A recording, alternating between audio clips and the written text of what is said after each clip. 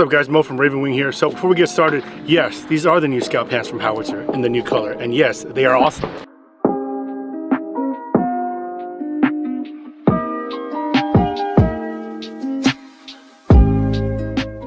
All right, so I want to say it was about last July, we had a certain hungry friend here that told us about a company we never heard of called DPM Systems Technologies.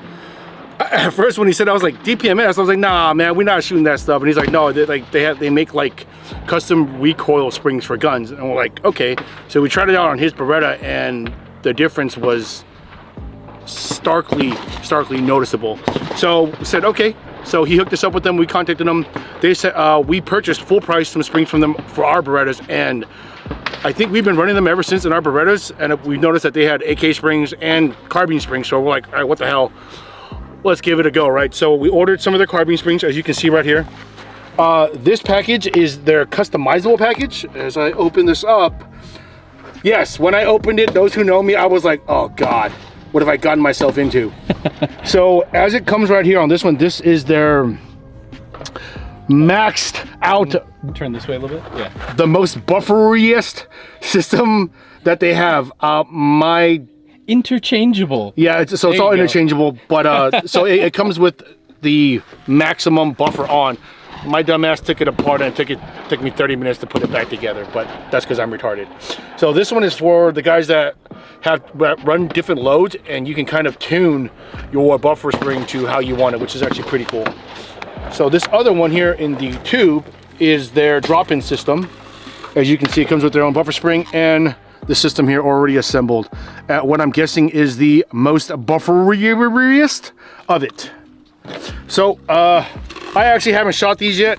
Ethan has already. He says, bro, you're gonna notice the difference. So this gun that I have, this is a Noveske Infidel. I almost said Zinfandel. Noveske Zinfandel.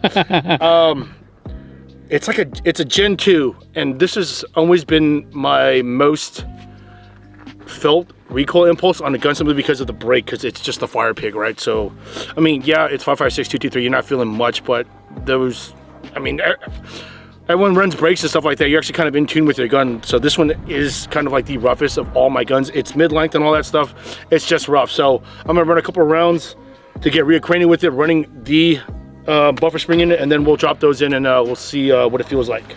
How many rounds did you already shoot this morning with? It was like, oh, I probably 60, 70 rounds. Fired by 60, 70 rounds already, just zeroing the ACOG and the aim point. Yeah, it's super high. Just wanted to.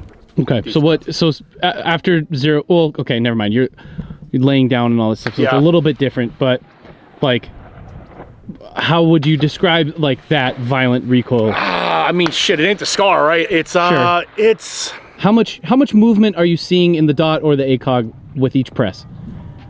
God, man, it's such a hard thing to quantify, right? So it's, if this is the arrow, it'll be like a shake. And it's more of a feeling in your shoulder of like, and this gun's kind of fucking, it's moving a little bit more than others. A little bit, and it's not as pleasant as shooting, say, my Hodge or any of my other guns, right? With a war comp on or something like that. It's just the brake on this. I mean, for the longest time, I thought this was a carbine length system until I Googled it. And I was like, oh shit, this thing's mid-length. That is almost the felt difference of it, that you're shooting a carbine length gas system versus a mid-length, right? Mid-length is going to be a little bit softer. It's not as soft as like a full-blown Knights, where they have their, I don't know, their custom ultra thing, proprietary, I don't know, whatever, right? Super secret. But it is, out of all my carbines, including even Ethan's, out of all the Raven Wing carbines, this one I feel has the most recoil force on it. It's just not. It's not a big deal, but it's just not as pleasant an experience as shooting the other ones. All right. And so which one are we going to put in first? We are going to put in the customizable one first, and then we'll do the drop-in to see if there's even any difference on them. All right, cool. Let's see it and go. All right, so what are you seeing? All right, so obviously with the fucking mechanical offset of this thing, I'm losing my fourth point of contact. Are you using the T1 or the ACOG? I'm using the T1 on it. Okay. You could tell, you can probably see like my whole chin behind it, because there's no contact with it. So the dot is moving this way and down this way, depending because I'm noticing like, oh my God, I have no contact, so I'm actually trying to compensate it, but the dot is shifting left and right, simply because I'm losing like a big almost major like portion a of contact. like a U shape, like like a very shallow U? Dude, it's not moving U. It's just moving left and right on it. Okay. So it's actually sting. So if you can see the target, that Yeah, let's go look at it. that top Sharpie mark that Tim Heron drew. Actually, you can actually see my kind of rounds. They're actually kind of bouncing around. So this was just left and right, me trying to find where the mechanical. So where are you putting I'm holding it here. Then I was like, how about here? How about here? Oh shit. So you can see like the left and right stringing of it. Yeah. All right, there we go. So we're throwing in the DPM ST carbine buffer assembly, the tunable one here. Hopefully I reassembled this thing correctly, because it's fucking big panic. So all you got to do is take out your buffer tube, or spring, and the buffer weight, and replace your buffer weight. You can tell we set up properly for me to do right. This. I mean, it's just an H buffer. I don't know. I don't think this is an H3 buffer. It might just be an H2 or H1. Maybe one of you. Well, it would say H2 H. or H3, so that is just an H. Yeah, there you go. There you go. Yeah. I know there's gonna be the comments. He's like, oh, you can do this so easily, but look, man, I'm fucking retarded, okay?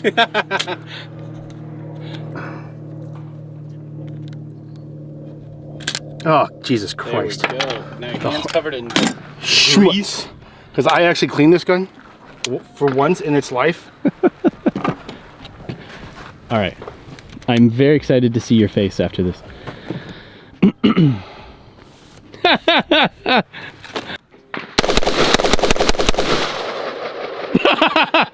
Doug, I told you.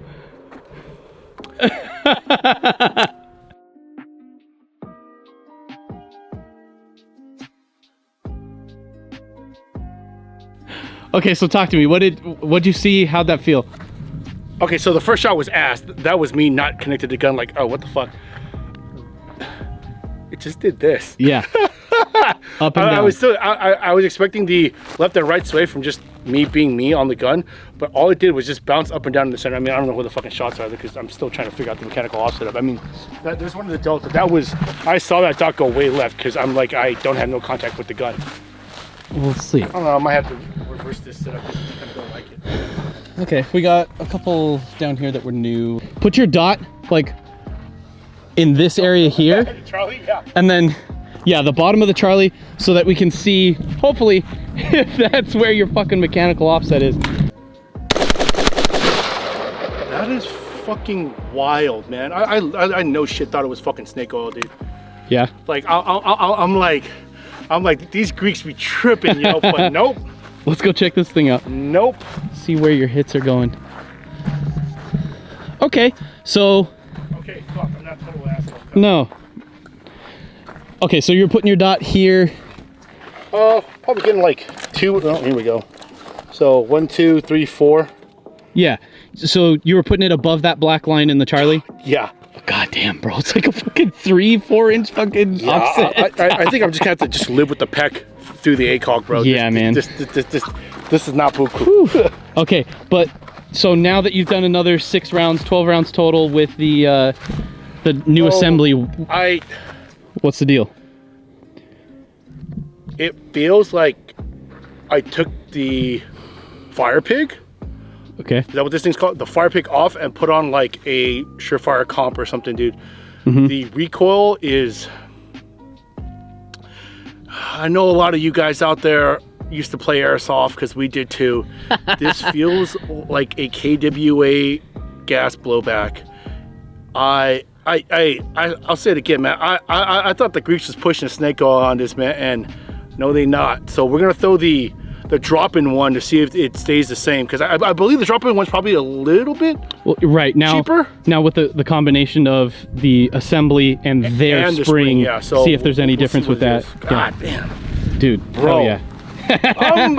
No lie, dude. Holy shit, man. All right, now we're back with the assembly and their buffer spring. Let's see if there's any difference. Okay, stand by. Say when. Up.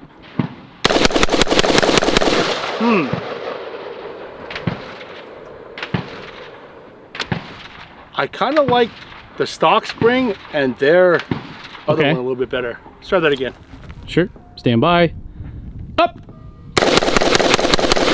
Yeah, the customizable one feels a little bit better. Okay, so probably whatever. So this one's still dancing a little bit, but the customizable one I felt bounced up and down. So less. just the assembly and your original buffer. Just the assembly and the original. If the bounce was this much with this setup, with the assembly and the stock spring, it was about this much. So it felt to me.